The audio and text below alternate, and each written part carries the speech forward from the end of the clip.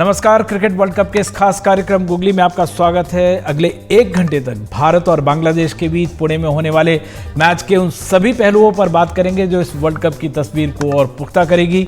और इस पर बात करने के लिए हमारे साथ पूर्व टेस्ट क्रिकेटर, नेशनल सेलेक्टर रहे सैयद सबा करीम हमारे साथ हैं। इसके साथ इनाक्षी हैं, राजवंशी, क्रिकेट खेलती थी कर्नाटका के लिए और अब क्रिकेट एडिटर हैं द ब्रिज के लिए। और भारत और बांग्लादेश के बीच वैसे तो कई वजहों से भारत का ही पलड़ा भारी माना जाता है, लेकिन कई वजहों से खासकर इस वनडे में दोनों टीमों के इतिहास को लेकर भी दिलचस्पी बढ़ गई है। दोनों टीमों के बीच 40 में से 8 मैच बांग्लादेश के नाम रहे, यानी हर 5 में से एक बार बांग्लादेश अपने नाम करने में ज़रूर कामयाब रहेगी ये टीम। लेकिन टीम इंडिया जिस फॉर्म में ये वर्ल्ड कप खेल रही है, टूर्नामेंट की दूसरी सभी टीमें इस खिताब के इस प्रबल दावेदार टीम इंडिया को लेकर चौकन्नी हो गई हैं। तो सीधे चलते अपने मेहमानों के पास। और सबसे पहली बात, जीत का चौका लगेगा सैयद भाई, या जैसे में हम लोग पहले बात कर रहे थे, वर्ड ऑफ कॉशन भी ज़रूरी है?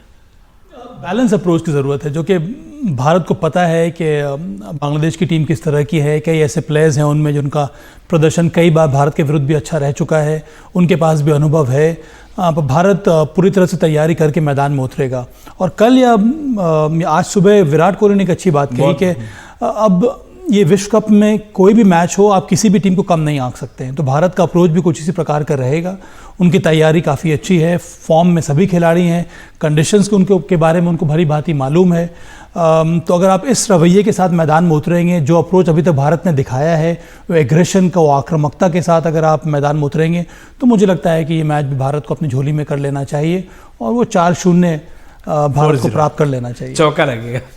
एक जो मैं वर्ड ऑफ कॉशन इसलिए बोल रहा हूँ क्योंकि देखिए, कोई कभी भी जब आप बांग्लादेश से जब भी खेले, वर्ल्ड कप में हम एक बार हारे हैं 2007 में, उसके बाद हम लगातार 3 बार जीते भी हैं। लेकिन जब भी अपसेट हो रहा है, जैसे अफगानिस्तान का मैच, कोई कह नहीं सकता था कि अपसेट करेंगे। हॉलैंड का मैच कोई कह नहीं सकता था कि साउथ अफ्रीका, मतलब ये ऐसी टीमें हारी हैं। ऑस्ट्रेलिया को तो इंडिया ने हराया फॉर्म में और ऑस्ट्रेलिया खराब, लेकिन इंडिया और न्यूजीलैंड को छोड़ दें तो बाकी वैसी सभी टीमें हारी हैं जिनको हम खिताब का दावेदार टूर्नामेंट के पहले कह सकते थे। ये जो मुकाबला है, क्योंकि बांग्लादेश कई सारी चीज़ें हैं, जैसे एक स्टैटिस्टिक 2007 का मैंने आपको कहा, यहाँ जो पिच है, यहाँ ड्यू फैक्टर काम नहीं कर रहा है। तो कई सारी वजहें हैं जिसकी वजह से जो आप बैलेंस अप्रोच कर रहे हैं, मैं उसको वर्ड ऑफ कॉशन बोल रहा हूँ। नहीं, वो बात तो है। और अब तो ये बहुत ज़्यादा साफ हो गया है अब मिलके।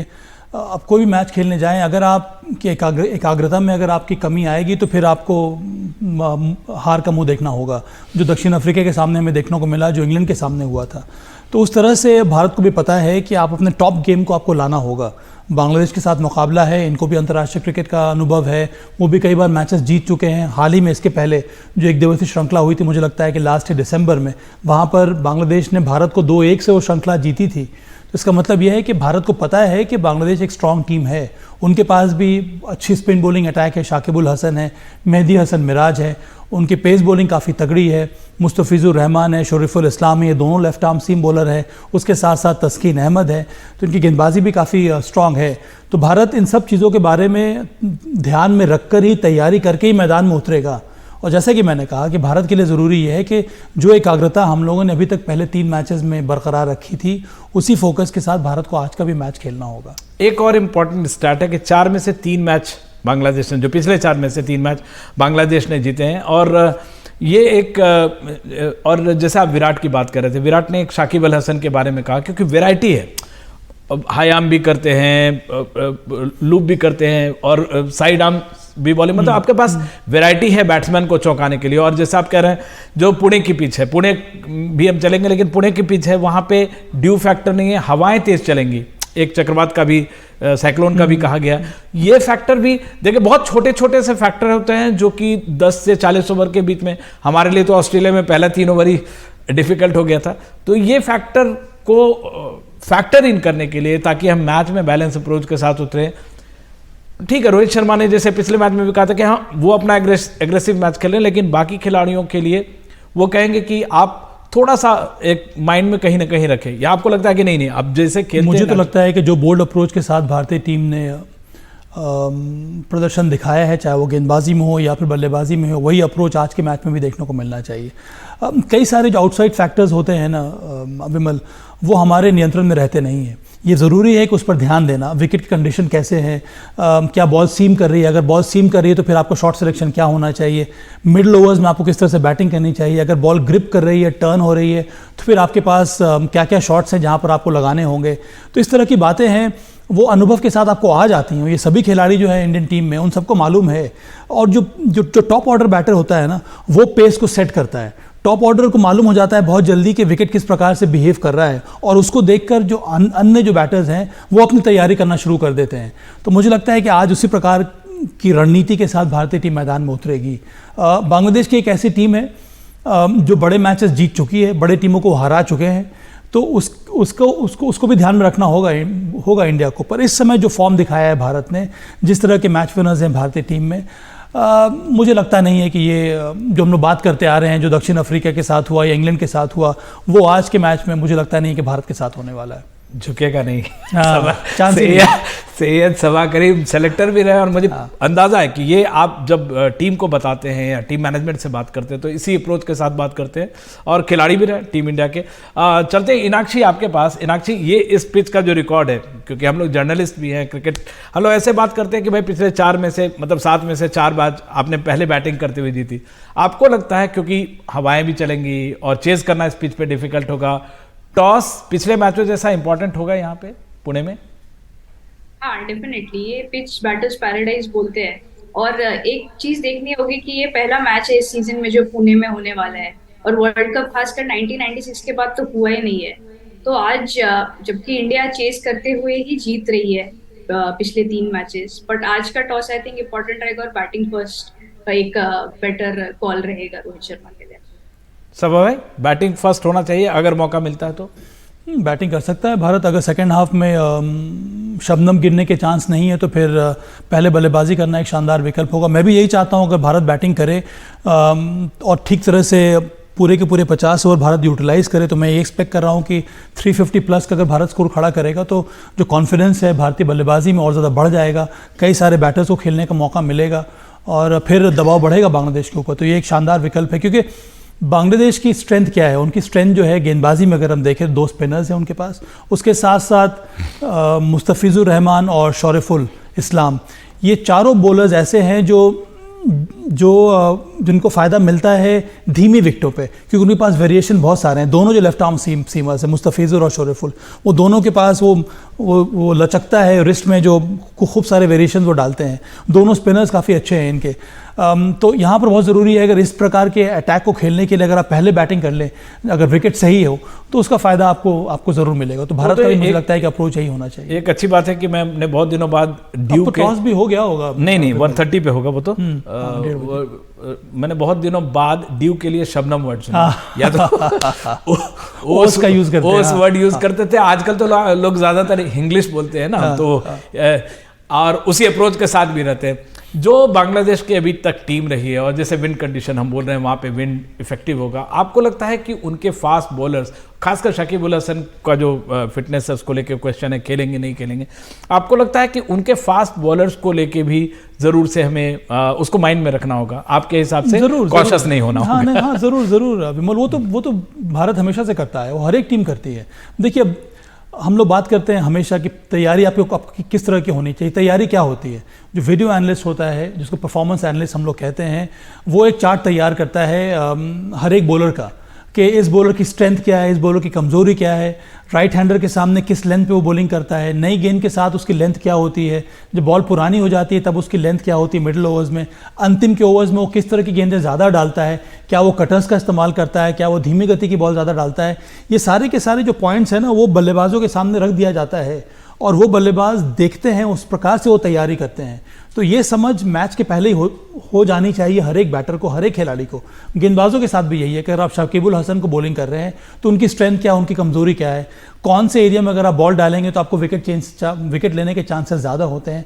तो इस तरह की तैयारी हर एक टीम करती है। अंत में निर्भर ये करता है कि जो आप तैयारी करके जा रहे हैं उसको आप अप्लाई कर पा रहे हैं कि नहीं। यही तो सबसे बड़ी चुनौती होती है कि जब आपके ऊपर दबाव है, जो आप तैयारी करके आए हैं उस पर आप डटे हुए हैं कि नहीं, आपके प्लान में वो फ्लेक्सिबिलिटी है कि नहीं। तो तो ये सारी चीज़ें डिसाइड करती हैं, वो फैक्टर रहती हैं मैच का रिजल्ट क्या होता है। मैच का रिजल्ट क्या होता है। और इस पे इनाक्षी ने एक बहुत अच्छा 1996 के मैच का जिक्र किया जहाँ पे कीनिया ने वेस्ट इंडीज़ को हरा दिया था। हम लोग लेते हैं एक छोटा सा ब्रेक और ब्रेक के बाद आके और भी दिलचस्प बातें करते हैं। छोटा सा ब्रेक।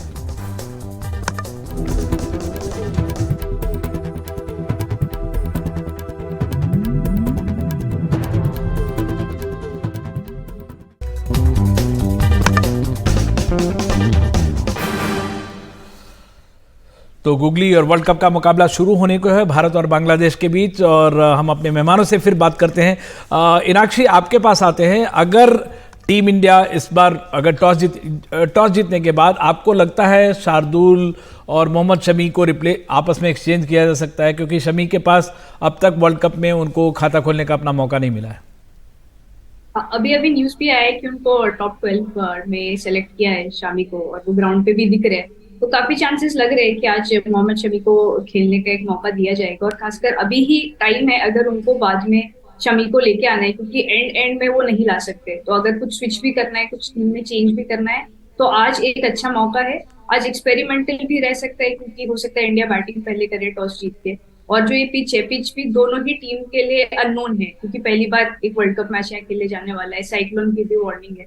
तो शमी का आज कमबैक करना, और शमी ने भी पहले बोला है कि उनको नहीं फर्क पड़ता है कि वो स्टार्ट कर रहे हैं या नई बॉल से खेल रहे हैं या नहीं खेल रहे हैं। और कल पारस, इंडिया के बॉलिंग कोच पारस ने भी बोला है कि वो कोशिश तो नहीं कर रहे कि कोई रोटेशन हो, बट जैसी टीम में बात हुई है अश्विन शमी से, they are all team players and they will be open to any experimentation, या अगर उनको नहीं भी खेलने मिलता है तो डिपेंड नहीं करता, इट्स ऑल अबाउट। बिल्कुल। एक तो आपने अहम बात बोली कि टॉस को लेकर। हम चलते हैं पुणे हमारे साथ द हिंदू के वरिष्ठ क्रिकेट पत्रकार हैं, लंबे समय से क्रिकेट करते रहे हैं अमोल। और अमोल, आप सेट करने की कोशिश करें। अमोल, पुणे में क्या खबर है पिच को लेकर, और जो हवाएं चलेंगी स्टेडियम को लेकर, टीम चेंज को लेकर? आप काफी समय से पुणे में रहते हैं, पुणे के पिच को जानते हैं। विमल भाई, तबादा जिस जमाने में पुणे के पिच पे खेलते थे ना, वैसा ही पिच नए स्टेडियम में एक्सपेक्टेड है। बेल्टर बोलते हैं हम लोग, जो एकदम शुद्ध हिंदी में बेल्टर बोलते हैं, फ्लैट डेक बोलते हैं, वैसा ही पिच एक्सपेक्टेड है। ऊपर से ये स्टेडियम पुराने स्टेडियम जितना ही बड़ा या छोटा आप बोल सकते हो वैसा है। तो उस हिसाब से, उस लिहाज से आई वुड बी सरप्राइज कि अगर इंडिया सोचेगा नहीं, और बहुत बहुत गर्मी है अभी, अक्टूबर हीट जो वेस्टर्न इंडिया में रहता है वो पीक पे है अभी। तो इंडिया अगर ये ना सोचे कि हम लोग बड़ा स्कोर खड़ा कर देंगे और मैच किल कर देंगे, ये इन ऑल लाइकलीहुड स्ट्रैटेजी रहेगी। मैं पिछले कई देर से मैं ट्राई कर रहा था ज्वाइन करने का, तो I am not too sure कि शाकिब अल हसन वार्म अप कर रहा है या नहीं, लेकिन अभी तो लग रहा है कि पास्ट रिकॉर्ड इंडिया के खिलाफ है, लेकिन फिर भी overall India obviously overwhelming favourites लग रहे हैं। और अमर भाई, ये हाई स्कोरिंग मैच होगा, ये तो कहा जा सकता है अगर इंडिया ने पहले बैटिंग किया तो, वरना हमने देखा अहमदाबाद में भी हाई स्कोरिंग मैच ही एक्सपेक्टेड था, लेकिन हुआ क्या। बिल्कुल बिल्कुल। अमल भाई, आप और क्राउड वहां पे, आप जैसा बता रहे थे, क्राउड इस मैच में तो जरूर क्राउड आएगा, बेशक अगले मैचेस में, क्योंकि स्टेडियम काफी दूर है, आप बता रहे हैं काफी गर्मी है, स्टैंड नहीं है, तो क्राउड का उस तरह से ख्याल नहीं रखा गया है। क्राउड का ख्याल कहाँ रखा जाता है विमल भाई इंडिया में, फिर भी लोग पागल है क्रिकेट के लिए, इसलिए सह लेते हैं। अभी भी मैं देख रहा था, अभी मैं एक लोकेशन पे गया था जहां से आपको माहौल देख जाए, लेकिन वहां बैंडविड्थ नहीं था, तो अनाउंसमेंट चल रही थी धक्का मुक्की मत करो वरना स्टैम्पीड हो जाएगी। तो वो एक ग्रुप में लोगों को अंदर भेज रहे हैं ताकि जितना हो सके उतना स्ट्रीमलाइन करे। ये क्राउड के लिए ना कवर नहीं है, ये छोड़ के एक बार आप स्टेडियम पे आएंगे ना, अंदर आते वक्त बहुत तकलीफ होती है, पार्किंग का मसला है। पार्किंग लॉट से कम 15 मिनट पैदल आना पड़ता है स्टेडियम में एंटर करने के लिए, वहां से सीट तक पहुंचने में और 10-15 मिनट पैदल चलना पड़ता है, लेकिन एक बार पहुंचने के बाद आपको बेस्ट सीटिंग अवेलेबल है। मैं बहुत बार स्टैंड्स में बैठा हूँ, पीठ बिल्कुल रुकती नहीं है, पूरा दिन मैच देखोगे तो। ऐसा एक ही स्टेडियम है वो इंडिया में जहाँ पीठ नहीं रुकती, जहाँ से ये तो मैच के हालात, मतलब बाहर की बातें हैं, लेकिन अगर इंडिया, जैसे हम लोग केवल बातचीत कर रहे हैं कि इंडिया को क्या क्वेश्चन रहे, लेकिन हम बांग्लादेश की कमजोरी की बात करें तो इंडिया कहां पे सेंध लगा सकता है? उनकी बैटिंग बहुत बड़ी समस्या रही है बांग्लादेश के लिए। लिटन दास ने कोई बड़ा स्कोर खड़ा किया नहीं है, उनके लिए बहुत मेन प्लेयर हैं। मेहदी हसन मिराज को नंबर 3 पर खिला रहे हैं। मुझे एक दो चीज़ें बात समझ में नहीं आती हैं। मुशफिकुर रहीम जिनके पास इतना ज़्यादा अनुभव है, वो नंबर 6 पर आ रहे हैं, नंबर 6 पर आ रहे हैं बैटिंग करने, इतने नीचे क्यों? महमूदुल्लाह पिछले मैच में नंबर 8 पर आए थे बैटिंग करने के लिए। ये बहुत ही अजीब सी उनकी स्ट्रैटेजी रही है बांग्लादेश की, और ये मुझे समझ में नहीं आ रही है। अगर आपके पास जो मेन बैटर्स आप ये ले लीजिए, विराट कोहली को नंबर 6 पर खिलाएंगे तो उसकी वैल्यू तो घट जाएगी ना। तो कुछ वही हालत यहाँ पर मुशफिकुर रहीम की। ये अलग बात है कि मैं तुलना नहीं करना चाह रहा हूँ, पर आपके जो बेस्ट बैटर्स हैं उनको आप जब तक ज़्यादा मौका नहीं देंगे रन बनाने के लिए, तो फिर आपकी टीम बड़ा स्कोर कहाँ से खड़ा करेगी? एक बड़े जैसे सैयद सबा भाई सही कह रहा है कि बड़े टीम के जैसा या वर्ल्ड कप जीतने का जो एक होता है एम्बिशन, उस तरह से खेलती हुई नजर नहीं आ रही है, और इसलिए बहुत ज्यादा नतीजे भी नहीं। जबकि उनकी टीम बहुत अच्छी है, विराट कोहली शाकिब अल हसन की बहुत तारीफ कर रहे हैं, हार्दिक पांड्या तारीफ कर रहे हैं, और टीम भी अच्छी है। लेकिन बड़ा अप्रोच जो है, जैसे सैयद सबा करीम भाई बोल रहे हैं कि ऊपर अगर आप अच्छे बल्लेबाजों को नहीं लाएंगे तो खेलेंगे कैसे, और वहीं इंडिया के पास सेंध लगाने का और जीत का चौका लगाने का मौका मिलेगा। हम इस डिस्कशन को भारत बांग्लादेश पे और भी बातें करते रहेंगे। हमें लेना पड़ेगा एक छोटा सा ब्रेक। आप मेहमान हमारे साथ बने रहें, एक लेते हैं ब्रेक, फिर मिलते हैं जल्दी।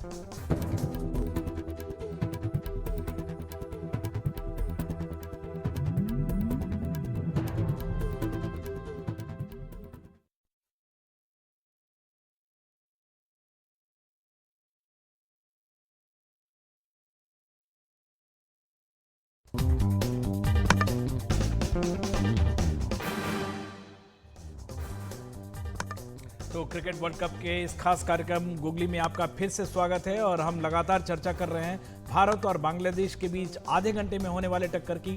टॉस होने वाला है, टीमों का ऐलान होने वाला है, और हमारे साथ जुड़ गए हमारे क्रिकेट एक्सपर्ट बाबा। हम लोग अभी बातचीत कर रहे थे सैयद सबा करीम साहब से कि बांग्लादेश की क्या कम, क्योंकि हम ये तो बात करते हैं कि अब अपसेट हो सकता है, अफगानिस्तान ने अपसेट किया, हॉलैंड ने अपसेट किया है, इंग्लैंड और दक्षिण अफ्रीका जैसी टीमें आ रही हैं, लेकिन उन्होंने कहा कि बांग्लादेश की, इंडिया भी भारत की जो टीम मैनेजमेंट है वो बांग्लादेश की टीम कमजोरी पर भी काम करेगा, और उस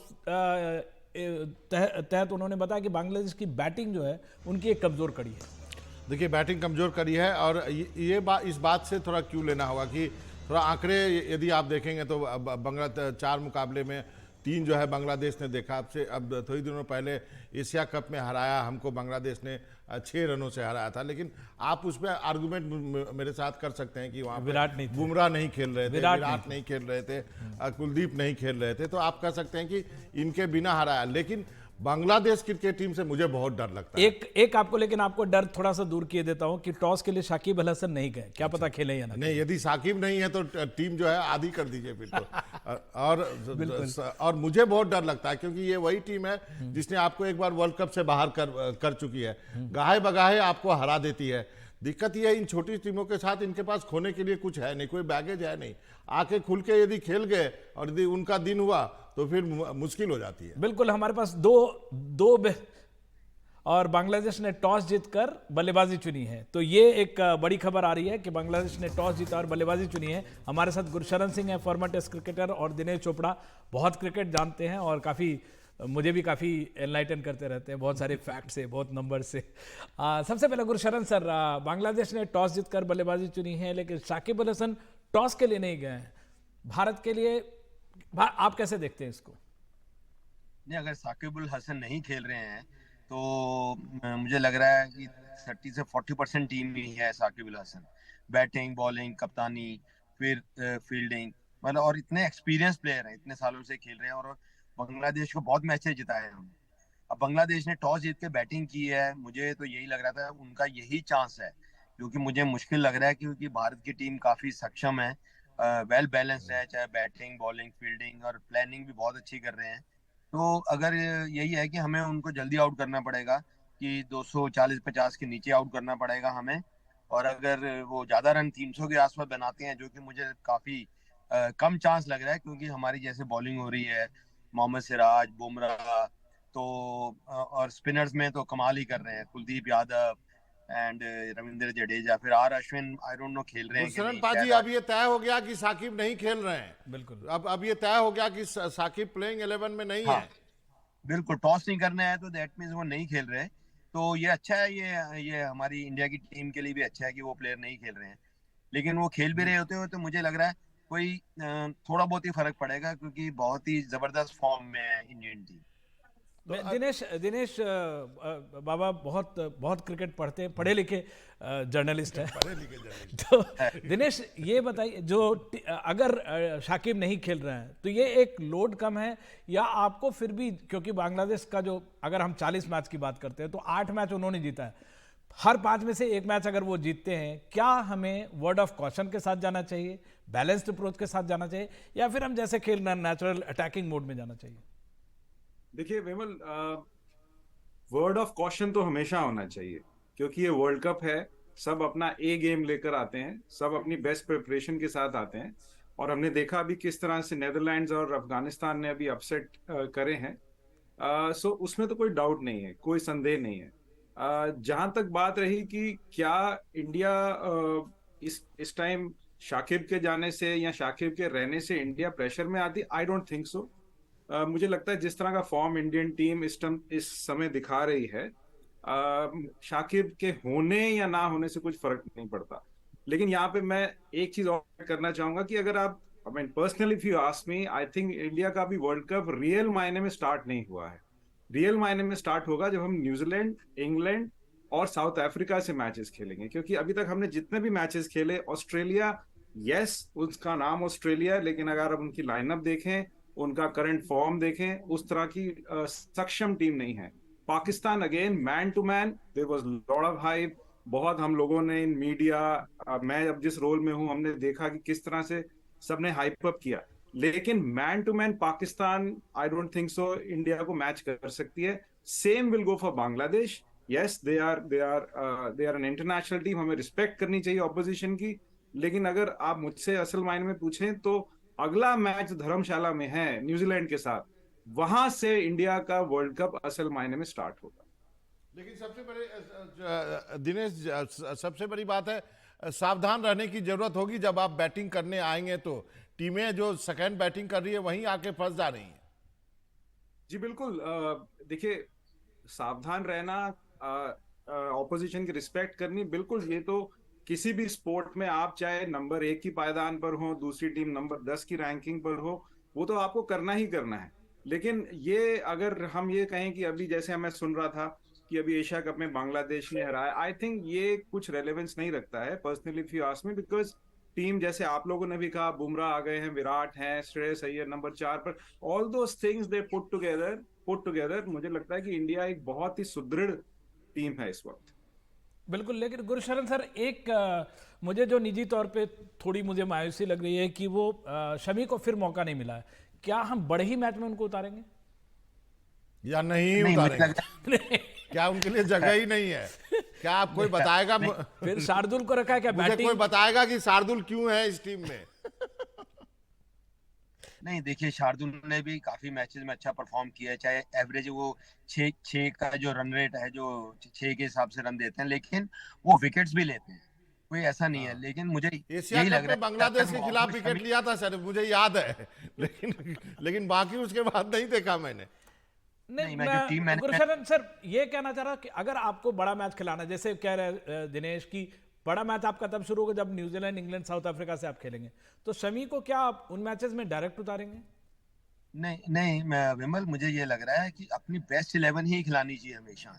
इस टाइम जो बेस्ट बॉलिंग कर रहे हैं, बुमराह, मोहम्मद सिराज, हार्दिक पांड्या, देन दोनों स्पिनर्स, आर अश्विन ऑल्सो, तो जब तक ये अच्छा कर रहे हैं इनको खेलते रहना चाहिए।